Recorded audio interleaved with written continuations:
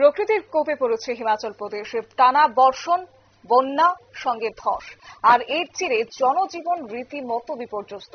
আর সেই জায়গা থেকে একটা ভূয়সী উদ্যোগ গ্রহণ করেছে রাজ্য সরকার। রাজ্যের মুখ্যমন্ত্রী এবং পাশাপাশি দিল্লি থেকে সাংসদ রাজীব ভট্টাচার্য একসাথে ভার্চুয়াল মাধ্যমে উদ্বোধন করেছেন সবুজ পতাকা নেড়ে, যে হিমাচল প্রদেশে ত্রাণ সামগ্রী পাঠানো হবে। প্রায় 50 থেকে 40 লক্ষ ত্রাণ সামগ্রী পাঠানো হয় হিমাচল প্রদেশের উদ্যোগে। কার্যত উদ্দেশ্যে সেখানে পাঠানো হয়েছে। আজকে মুখ্যমন্ত্রী কি বক্তব্য রাখলেন শুনুন।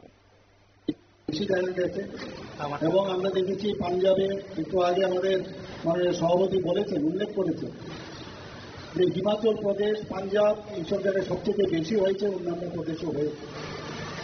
আপনারা সবাই দেখেছেন আমাদের যশস্বী প্রধানমন্ত্রী নরেন্দ্র মোদীজি পাঞ্জাবে উনি যাওয়ার বিষয়ে আপনারা সবাই জানেন।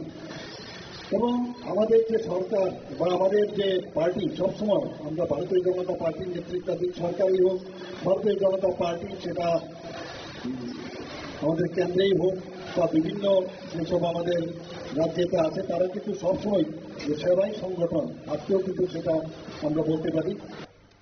অর্থাৎ সেবাই সংগঠন যা বিশ্বাস করে ভারতীয় জনতা পার্টি, এবং সে কথা আজ রাজ্যের মুখ্যমন্ত্রী তুলে ধরেন। মুখ্যমন্ত্রীর হাত ধরে ত্রিপুরা প্রদেশ বিজেপি পার্টির অফিস থেকে 50 থেকে 40 লক্ষ ত্রাণ সামগ্রী পাঠানো হয় হিমাচল প্রদেশের উদ্দেশ্যে। সঙ্গে এদিন মুখ্যমন্ত্রীর গলাতেও শোনা গেছে পাঞ্জাবের কথা, কারণ পাঞ্জাবের পরিস্থিতি যথেষ্ট ভয়ানক। আর সেক্ষেত্রে উদ্বেগ প্রকাশ করেছেন আজ মুখ্যমন্ত্রী। নিয়ে নিচে ছোট্ট একটি বিজ্ঞাপন বিরতির সঙ্গে থাকুন।